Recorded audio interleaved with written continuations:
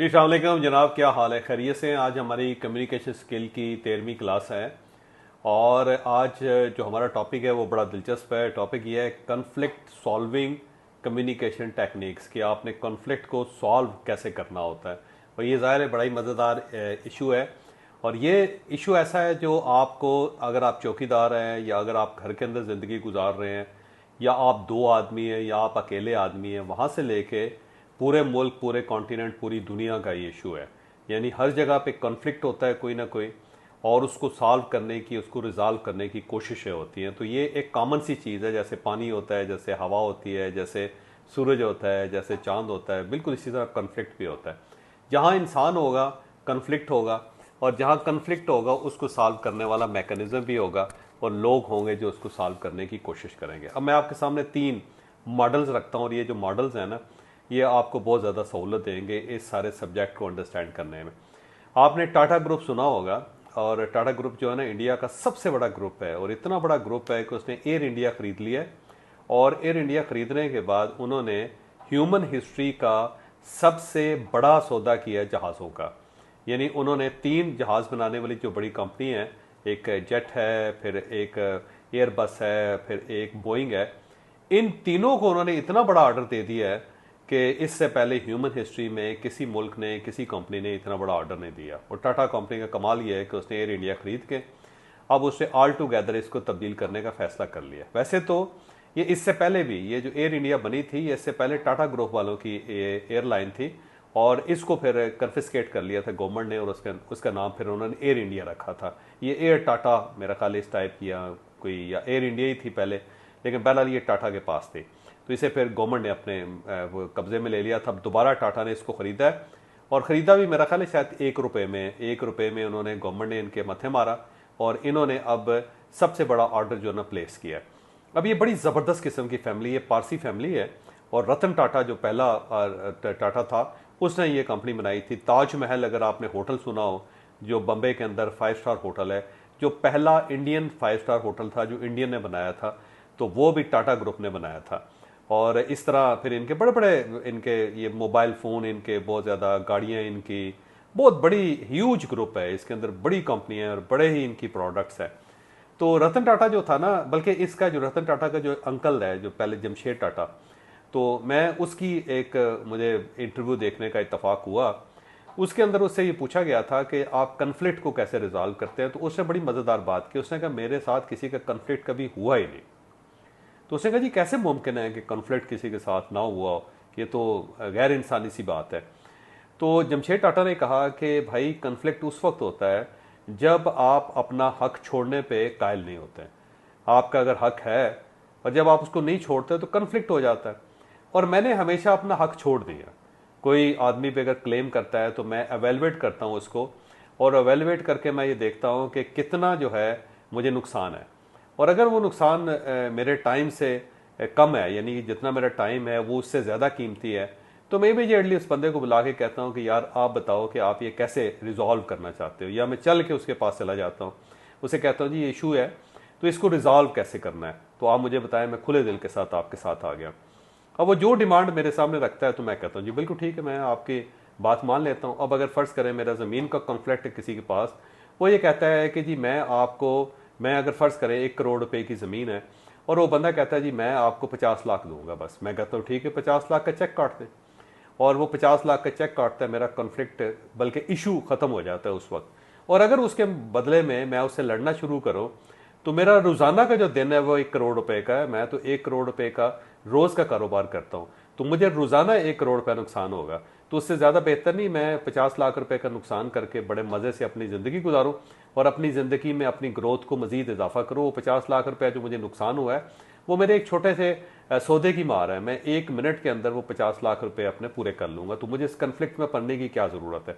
तो वो कहता है जी मैं हमेशा कन्फ्लिक्ट से अवॉइड करता हूँ, क्योंकि मेरा टाइम जो है उस कन्फ्लिक्ट से ज़्यादा कीमती है। तो एक मॉडल ये है। दूसरा मॉडल जो है ना, वो बड़ा मज़े का है।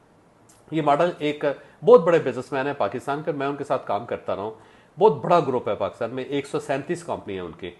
तो उनके जो मालिक है ना सुल्तान साहब, वो मेरे पास एक मरतबा तशरीफ़ लाए यहाँ इस्लामाबाद।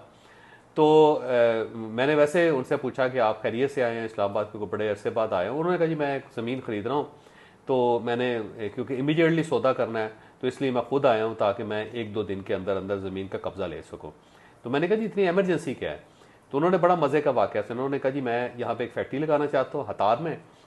तो यहाँ पे एक ज़मीन उसके साथ हमने ख़रीदी हुई थी और मैंने मशीनरी मंगवा ली है। जब मशीनरी कराची आई तो पता ये चला कि उसके ऊपर शुफा हो गया उस जगह पे जहाँ पे मैंने फैक्ट्री बना रहा हूँ या जहाँ पे मैंने बिल्डिंग बना रहा हूँ, तो उसके खिलाफ एक मुकदमा दायर हो गया और मुकदमा जो है इतनी जल्दी जान छोड़ने वाला है नहीं, लंबा का केस है। तो फिर मैंने इस तरह किया कि उसको साइड पे रखा और नई अब मैं ज़मीन खरीद रहा हूँ और उस ज़मीन को ख़रीद के मैं वहाँ पे फैक्ट्री लगाऊंगा।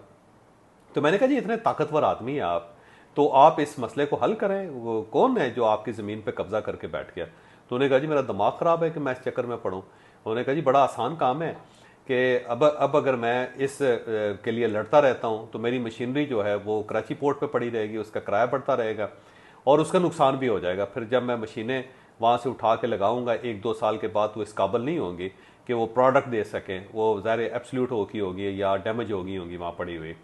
दूसरा ये है कि इसके दरमियान मेरा नुकसान बहुत ज़्यादा हो जाएगा। मैंने लोगों को हायर किया हुआ है, मेरी तनख्वाहें बढ़ती रहेंगी और वो प्रोडक्शन जो मैंने आज करनी है वो 2, 2.5, 3 साल आगे चली जाएगी, तो इसमें नुकसान बहुत ज़्यादा है। तो उससे ज़्यादा अच्छा है कि मैं नई जगह खरीदता हूँ और उसके अंदर ये फैक्ट्री लगाता हूँ और एक वकील हायर करता हूँ और उसकी जो तनख्वाह है वो मेरी फैक्ट्री निकालेगी या मेरी कंपनी निकालेगी और वो इस केस को भुगतता रहे, लड़ता रहे, कोई मसला नहीं। 1, 2, 3, 4, 5, 10 साल लग जाएंगे। 10 साल बाद यही जगह जो मेरी 2 अरब रुपए की है इसकी कीमत कहीं से कहीं चली जाएगी। तो मेरा दिमाग ख़राब है कि मैं इस फड्डे में पड़ के अपना नुकसान कर लूँ, तो मुझे आगे बढ़ना चाहिए। तो मुझे उनकी अप्रोच बड़ी ज़बरदस्त लगी कि एक इतना अमीर आदमी और मजबूत आदमी जो है वो कन्फ्लिक्ट में नहीं पड़ रहा, जबकि वो इस कन्फ्लिक्ट को बड़ी आसानी से रिजॉल्व कर सकता था। किसी एक बंदे को फ़ोन करता और ये मसला हल हो जाना था, लेकिन उससे कहा नहीं, मैंने इस चक्कर में पढ़ना ही नहीं। तो वही हुआ कि तकरीबन 6-7 साल केस चलता रहा। इस दौरान उनकी वो फैक्ट्री जो थी उसने वो फंक्शनल भी होगी, उसने प्रोडक्ट भी देनी शुरू कर दी, उसने बिलियन रुपये भी कमा लिए। वहीं से जो एक वकील था वो इस केस को हैंडल करता रहा और जब ये केस ख़त्म हुआ और इनके हक में हुआ तो वो 2 अरब रुपए की जो ज़मीन थी, जो प्लाट था, वो 8 अरब रुपए का हो चुका था। तो अब देखें इस सारे कन्फ्लिक्ट के अंदर, ये सारे इश्यूज़ के अंदर फ़ायदा किसको हुआ? और इसके मुकाबले में अगर वो उनके साथ लड़ना शुरू कर देते उस बंदे के साथ, तो अब आप खुद सोचें कि उसका क्या नतीजा निकलना। तो उसका ज़ाहिर नुकसान ही नुकसान होना था और वो जो नुकसान है वो आगे चल के बढ़ता चला जाना था। तो उन्होंने कितनी अक्लमंदी का सबूत दिया। अब एक तीसरा मॉडल मैं आपको बताता हूँ, ये भी बड़ा मज़े का है। ये अभी जो ईरान और अमेरिका के दरमियान जो कॉन्फ्लिक्ट चल रहा था, तो अभी आपको पता होगा कि 21 तारीख को ये स्विट्ज़रलैंड के अंदर एक मुज़ाकरात हुए थे अमेरिका के दरमियान और जेडी वैंस वहाँ से आए थे और यहाँ से प्राइम मिनिस्टर गए थे और फील्ड मार्शल गए हुए थे, आपको याद होगा। वहाँ पे जब एक मसला फंस गया और ईरानी जो वफ़द था वो उठ के चला गया उस कॉन्फ्रेंस रूम से और अपने कमरों में चला गया और ये पता चला कि ये डेड लॉक आ गया हुआ है और अब ये फर्दर मुज़ाकरात नहीं हो सकेंगे। और मुज़ाकरात का इशू जो था वो $12 बिलियन था। वो ईरान ये कहता था $24 बिलियन हमारे आप लोगों ने सीज़ किए हैं, उसमें $12 बिलियन जो है ना हमें इमीडिएट रिलीज़ करें, तब हम जाके मामलात को आगे बढ़ाएंगे, वरना हम आगे नहीं बढ़ सकते। तो अब ये मसला पड़ गया हुआ था। अमेरिका कह रहा था हमने तो नहीं करने, आप पहले ये यूरेनियम जो है वो हमारे हवाले करेंगे, आप नए खुदमस खोलेंगे, फिर जाके हम इसके बारे में सोचेंगे, हमने आपको पैसे नहीं देने। तो वहाँ से ये मसला बन गया और मामला जो ख़राब हो गया और ईरानी जो थे चले गए अपने कमरे में। तो उस वक्त फील्ड मार्शल ने फिर जो MBS है ना, जो मोहम्मद बिन सुलेमान जो वली अहद हैं सऊदी अरेबिया के, उनको फ़ोन किया और फ़ोन करके उनसे पूछा कि आप ये बताएं कि क्या आप इस इशू को रिजॉल्व करने के लिए $12 बिलियन की कुर्बानी दे सकते हैं? तो उसमें उन्होंने कहा जी बिल्कुल दे सकते हैं। तो उन्होंने कहा जी बल्कि कतर के साथ बात करते हैं और हम दोनों मिल के ये मामला सॉल्व कर लेते हैं, $6 बिलियन वो दे देंगे, 6 मैं दे दूंगा। तो उसके बाद फिर उनके जो फॉरेन मिनिस्टर थे उनका फ़ोन आया फील्ड मार्शल को, उन्होंने कहा जी कोई मसला नहीं, हम एग्री हैं, आप मामले को आगे बढ़ाएं। तो पाकिस्तान ने फिर ऑफ़र की ईरान को कि आप इसको जो MOU इसको साइन करें और ये दोनों मुल्क जो गारंटी देते हैं, कतर भी देता है और सऊदी अरब भी देता है कि अमेरिका से हम लेके देंगे पैसे आपको, अगर अमेरिका पैसे नहीं देता तो आप हमसे पैसे लेंगे, हम आपको $12 बिलियन दे देंगे। अब वो इमीडिएटली फिर ये मसला हल हो गया, फिर MOU साइन हो गया, जिसके बाद देख लें दुनिया के अंदर कितना अच्छा आपको फील हो रहा है। वरना ये मसला उलझ गया था और एक जंग भी लंबी हो जानी थी, आपने हुर्मुज़ भी बंद रहनी थी, पेट्रोल भी महंगा रहना था, बेरोज़गारी भी होनी थी। अब ये जो तीनों मॉडल मैंने आपको बताया ना जी, इन मॉडल्स के अंदर एक चीज़ कॉमन है। वो चीज़ ये है कि बंदा ये फैसला करे कि जी मैं अगर इस कन्फ्लिक्ट में पड़ता हूँ तो मुझे नुकसान कितना होगा। बस हम सऊदी अरब और गल्फ से स्टार्ट करते हैं। इसमें सबसे ज़्यादा नुकसान जो है ना गल्फ का हुआ है। जो सिर्फ यूएई है ना, उसका डेली का जो नुकसान है वो 600 मिलियन यूरोस का नुकसान है। 600 मिलियन यूरोस डेली नुकसान है उनका, क्योंकि टोटली क्लैप्स कर गया दुबई और यूएई। और इस तरह क्लैप्स कर गया कि वो लोगों को इनवाइट कर रहे हैं कि आप एमिरेट्स लें, जो फ्लाइट है, और आपको फ्री 5 स्टार होटल का हम, अगर आप इकोनॉमी में हैं तो एक दिन फ्री रहें होटल में, और अगर आप बिजनेस क्लास हैं तो 2 दिन फ्री रहें 5 स्टार होटल के अंदर। यानी इस हद तक वहाँ पे क्राइसिस आ गया हुआ है। सऊदी अरब जो है उसका तेल बिकता था, अब वो तेल बिकना बंद हो गया हुआ है, और वहाँ उनका क्राइसिस देख लें, गैस का क्राइसिस देख लें। तो उन्होंने एवेलुएट किया कि अगर हम $6 बिलियन दे देते हैं ईरान को, और वो भी किस्तों में दे देते हैं या अमेरिका से लेके दे देते हैं, और अमन आ जाता है, तो हमारी इकॉनमी रिवाइव कर जाएगी। हम उससे कहीं ज़्यादा का तेल बेच लेंगे, कहीं ज़्यादा की गैस बेच लेंगे।